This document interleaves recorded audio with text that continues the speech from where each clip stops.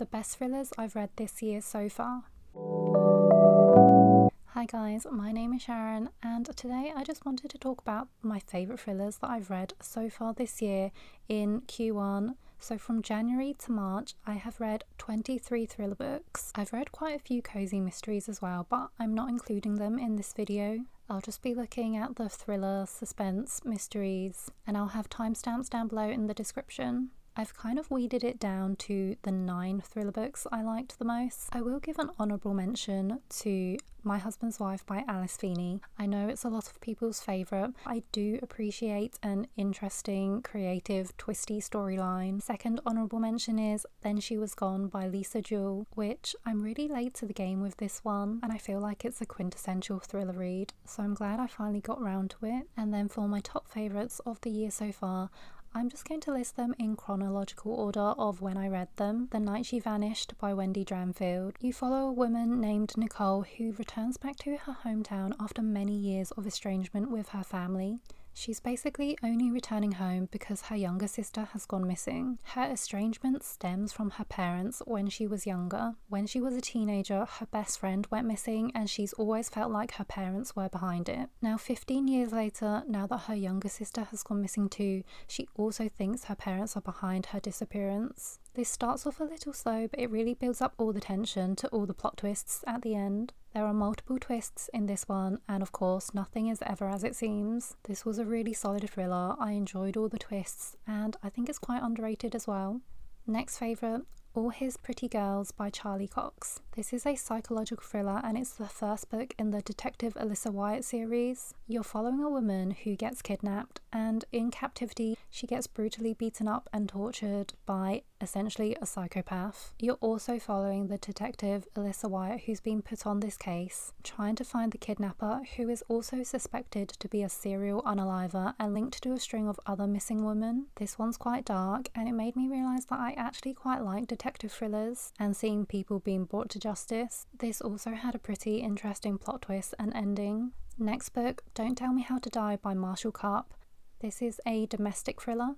I always find this thriller quite hard to summarise. The first half of this book follows Maggie as a teenager, and her mother is dying from a fatal blood disease. Her mum is really worried that after her passing, her dad will basically attract the wrong sort of woman, and the kind of woman who will take advantage of him. So Maggie feels like her and her sister need to vet all the women that her dad will potentially date, and lo and behold, her dad does attract the wrong kind of woman. And then in the second half of this book, you're following Maggie as an adult, and she's married with kids as well, when she also gets diagnosed with the same blood disease as her mother. And with everything she went through as a teenager with her dad's girlfriend, she also has the same fear that her mother did, and now she feels like she needs to handpick her husband's next partner. There's a lot of drama and secrets in this one. It's a quite complex storyline, and there is a lot going on throughout the years. I got to the plot twist and my mind was blown. Next book, What Happened to Nina by Dervla McTiernan. This is a slow burn suspense, which very much reads like a true crime documentary. This story is about Nina and her boyfriend Simon, and they go for a weekend trip away to Simon's family's cabin in Vermont. It's basically in the middle of nowhere, and after this weekend trip, only Simon returns home and he claims he doesn't know what happened to Nina. Nina's parents are of course suspicious and convinced Simon had something to do with Nina's disappearance, and they launch a media campaign to find her. Then you have Simon's parents, who are extremely wealthy, and they're going to do everything they can to protect him. You follow multiple POVs of all these different people except for Nina, so this is really slow burn and suspenseful. There's not really any major plot twist in here, but it's a really interesting exploration of what people would do for their children. Also, the ending was so satisfying. Next favourite is Don't Tell by Mary Stone and Matt Giegerich. In this thriller you have Lizette, who is a counsellor for this place called Camp Wildfire. It's a retreat for troubled teenagers, and Lizette seemingly has this perfect life with a husband who loves her and a rewarding job. And then one day a new girl arrives to the camp. She is a teenager, but she is pregnant, and Lizette suspects that the father is a much older man. This then reopens up Lizette's old wounds from her traumatic past. This is dark and twisty, and this one has a lot of red flag men. Lots of unlikable characters. There are a few plot twists, and I did see one of them coming, but overall I did enjoy myself and I really liked the premise of this one. Next book, When She Returned by Lucinda.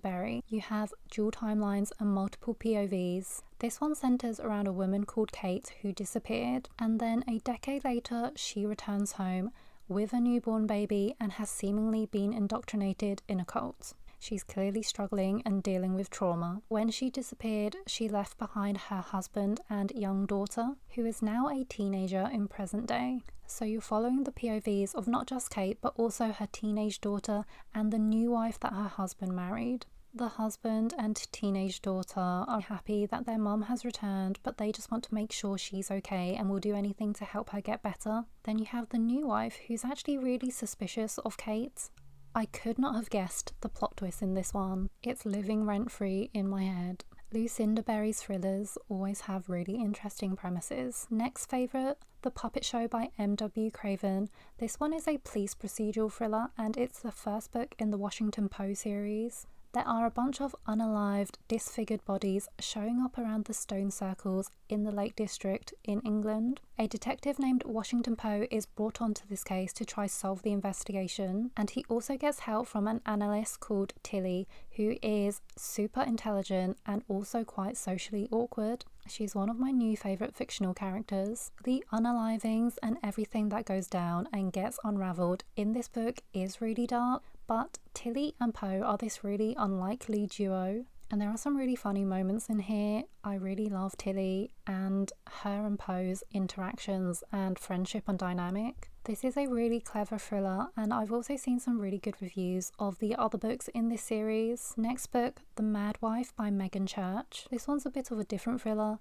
This is a historical fiction thriller / suspense. You have a trad wife in the 1950s called Lulu who is really struggling with being a mother. She is overwhelmed with all her house chores and her intense cleaning schedule, and doing everything that is expected of her whilst facing societal pressures. A new family moves into the house opposite and she becomes obsessed with the wife. Lulu is so sure that there's something more to the wife beneath the surface, and she wants to get to the bottom of it. This one's a bit of a slow burn. You're mostly seeing Lulu's downward spiral. There's an eerie atmosphere and also a shocking plot twist. And I also learn of a medical procedure in here that they used to do to women in the past, and it's really horrifying how women were just treated historically. Next favourite is Pinky Swear by Danielle Girard. This is a new release thriller of this year. I talked about this one in more detail in my March reading wrap up, so I'll keep this shorter. You follow a woman in her 20s whose surrogate goes missing just a few days before she's due to give birth.